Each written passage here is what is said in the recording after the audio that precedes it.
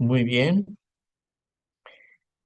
Si alguien no está buscando perdón, la edificación de la asamblea, si no tiene un amor en su corazón para los hermanos, una buena conciencia delante de Dios y una fe firme en la palabra de Dios, va a apartarse a vana palabrería. Y aquí queriendo ser doctores de la ley. Siendo doctor de la ley, no requiere una buena conciencia, una fe que no fingida, ni un amor nacido de corazón. La ley es algo huerto de lo cual uno puede hablar sin emoción a veces y está escapándose de la realidad que deberían tener en su corazón. Entonces, si alguien está insistiendo en hablar de otras cosas laterales, entonces hay que tener cuidado, sin entender ni lo que hablan ni lo que afirman. Entonces es un camino que no va a ningún lugar. Y Pablo dice, sabemos que la ley es buena si uno la usa legítimamente. Esto es básico. Básicamente la ley y nos da una lista de criminales. Es para las cortes. Esto no es para una asamblea. ¿Cómo es que y dice aquí, versículo 9, conociendo esto, que la ley no fue dada para el justo?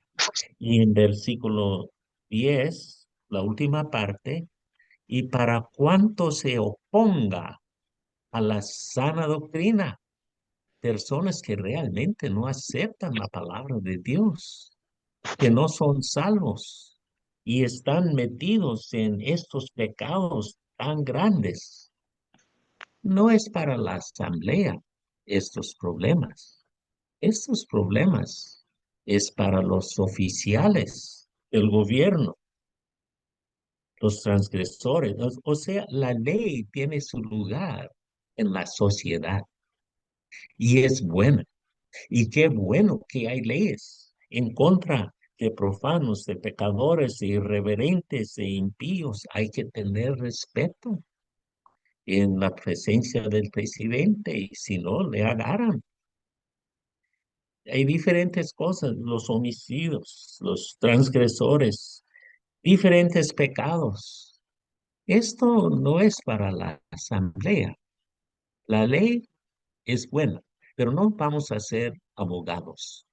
Esto es para alguien que quiere buscar este tipo de trabajo, pero esto no es para una asamblea. A veces hay problemas en la asamblea tan grandes que uno tiene que llamar a las autoridades y decir, mire, esto está pasando, yo no quiero tener nada que ver con esto, estoy encargándolo a sus manos.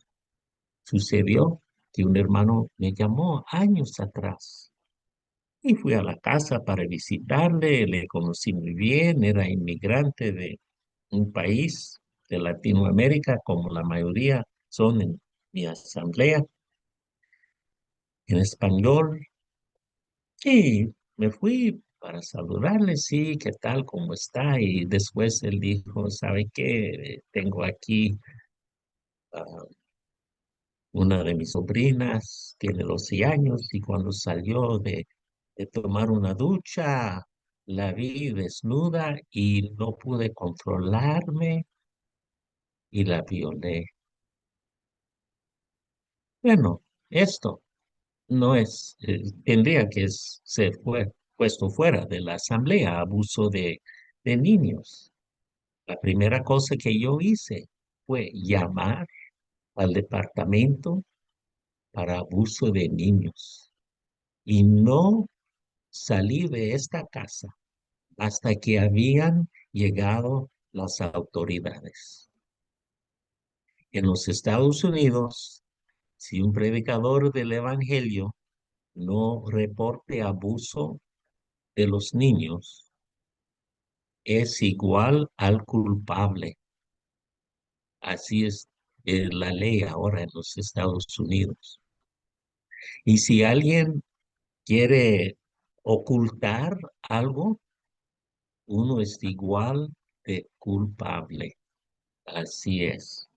Entonces, esto es para ellos, para poner leyes para tales personas, no para nosotros. Nosotros podemos ponerles fuera de la asamblea hasta que están restaurados al Señor, como este hermano fue restaurado y fue y tomó cursos y cumplió con todos los requisitos de la ley y hasta la fecha ha mantenido su testimonio bien para el Señor. Pero hay ciertas cosas que Pablo dice aquí que la ley es buena y la necesitamos y deberíamos conformarnos y ayudar a los que quieren mantener estas leyes. Pero en la asamblea, esto no es nuestro propósito. ¿Qué sería el fin? ¿Qué estamos afirmando? ¿Para qué estuviéramos hablando de esto? Pablo está diciendo. Hay que edificar a los hermanos, hay que incrementar su fe.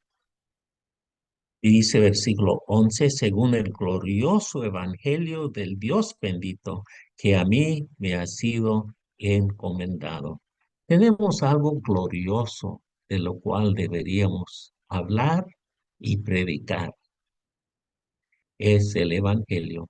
Y aunque Pablo es muy conocedor de la palabra de Dios y ha escrito epístolas como Romanos explicando el Evangelio y el misterio que él podía desarrollar en la epístola a los Efesios y el gran misterio mencionado en casi todos los capítulos, menos uno de estos, al final y al cabo es que la iglesia será la esposa de Cristo. Esto es el gran misterio que él está desarrollando a través de esta epístola. A pesar de que él sabe tanta doctrina, nunca paró de enseñar el evangelio. Siempre fue predicador del evangelio primeramente y después fue enseñador. Doy gracias al que me fortaleció, a Cristo Jesús, nuestro Señor, porque me tuvo por fiel, poniéndome en el ministerio. Qué bonito es cuando uno tiene un buen testimonio. La primera vez que uno predica es una tradición en muchas asambleas, así fue mi asamblea en la cual crecí. La primera vez que uno predica hay que dar su testimonio en una predicación del Evangelio. Y a veces, cuando no había predicadores, fue anunciado, queremos, como no hay predicador hoy, no podía venir, que si hay dos o tres hermanos que puede compartir su testimonio en esta noche, y vamos a escuchar a testimonios. Y diferentes voluntarios se levantaban para hacer esto. Pero Pablo, aunque fue bien conocido de parte de Timoteo y habían trabajado y viajado juntos, y Timoteo estaba con él cuando él estaba en la prisión en Roma.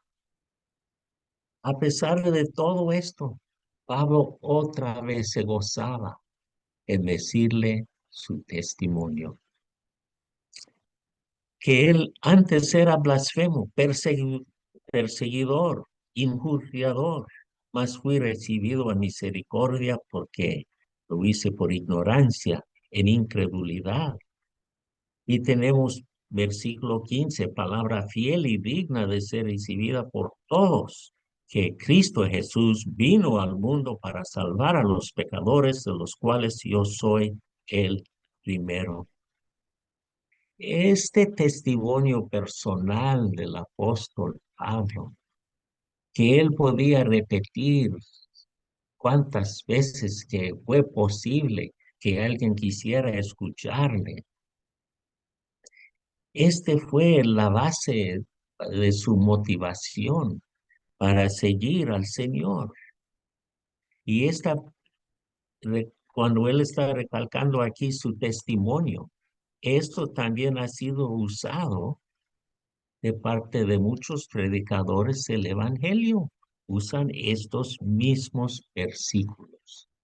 El testimonio de uno puede animar a otro y cuando él está predicando, él puede decir, y había un hermano que yo conocí y él fue salvo así, posiblemente usted está en esta situación.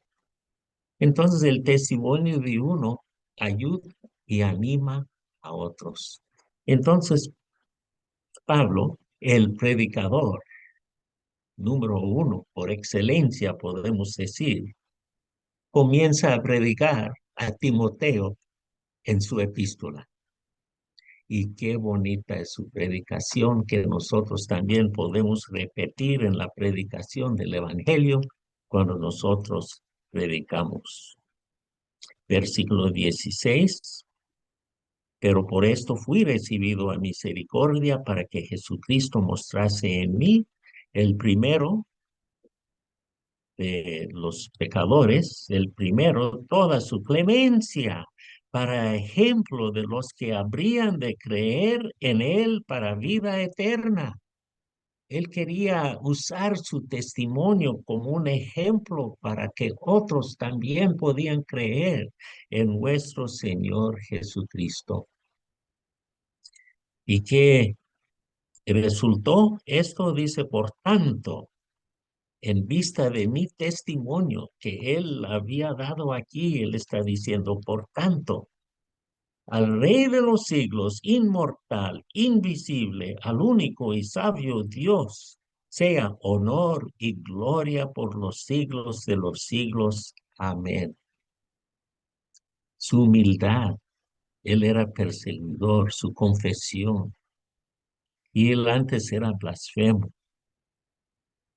Lo hizo por ignorancia, su humildad, su confesión de su pecado es parte de su testimonio, pero no para gloriar en sí mismo, como algunos, sí, antes yo tomaba drogas y eso, y asustan a la gente y otros mirando, a ver si realmente fue convertido o va a caer otra vez y todos nosotros estaremos hundidos en el mal de él o qué sé yo. No, Pablo lo dijo, ¿para qué? ¿Para qué? Honor y gloria por los siglos de los siglos sea al Rey de los siglos. Todo su testimonio fue para glorificar y para dar honor. Y cuando damos nuestro testimonio hay que tener cuidado de que todo el honor y la gloria sea para Dios y no hacia nosotros. Que no seamos presumidos, orgullosos, pero humildes, confesando y dando gracias a Dios porque Él nos halló y nos ha salvado cuando no merecíamos tener esta oferta de gracia tan grande. Y todo esto es para el honor y gloria por los siglos de los siglos. Amén. Y después él comienza a hablar con Timoteo otra vez. Este mandamiento, hijo Timoteo, te encargo para que conforme a las profecías que se hicieron antes en cuanto a ti, milites por ellas la buena milicia. Cuando uno ve a un hermano que está creciendo en el servicio y en la obra del Señor y los hermanos miren y dice, mire, Él es un ejemplo. Él va a seguir adelante y nos va a ayudar mucho con su ministerio, su predicación del Evangelio. Los hermanos, al ver el desarrollo de un hermano nuevo, ellos están profetizando a base de experiencia, los ancianos están allí mirando y observando y pensando, él sería buena materia para ser un anciano en dado tiempo futuro cuando nosotros vamos a sentarnos un poco atrás y dejar que los jóvenes siguen adelante y nosotros nomás guiándoles así y allá para que ellos puedan experimentar esta responsabilidad para ellos, perdón, para ellos mismos. O sea, el anciano está profetizando en un sentido. Él será bueno para la obra del Señor. No quiere decir que siempre va a suceder. A veces estamos desilusionados con algunos, en lo cual teníamos mucha confianza. Pero él está animando a él. Había profecías, Timoteo. Las personas estaban diciendo que tú eres un vaso útil para el Señor. Hay que militar. No es fácil ser un vaso para el Señor. Dice, milites por ellas. La buena milicia ha sido puesto en este camino tan difícil. Ha sido profetizado acerca de ti, de que vas a ser un vaso útil para el Señor. Hágalo, milites, no pierde su energía para hacerlo. Dice versículo 19 y otra vez, él dice, manteniendo la fe y buena conciencia. Tenemos las tres cosas. Primeramente, leímos que tiene que tener el predicador el amor nacido de corazón limpio, buena conciencia y fe no fingida. Y aquí él repite dos de estos, la fe y buena conciencia. Y un ejemplo de algunos que desecharon esto y ellos naufragaron. En cuanto a la fe, algunos de los cuales son Himeneo y Alejandro. Parece que eran los líderes de este grupo de hermanos y tenían que ser puestos bajo la disciplina. Lo entregué a Satanás, como son las mismas palabras que tenemos en 1 Corintios capítulo 5.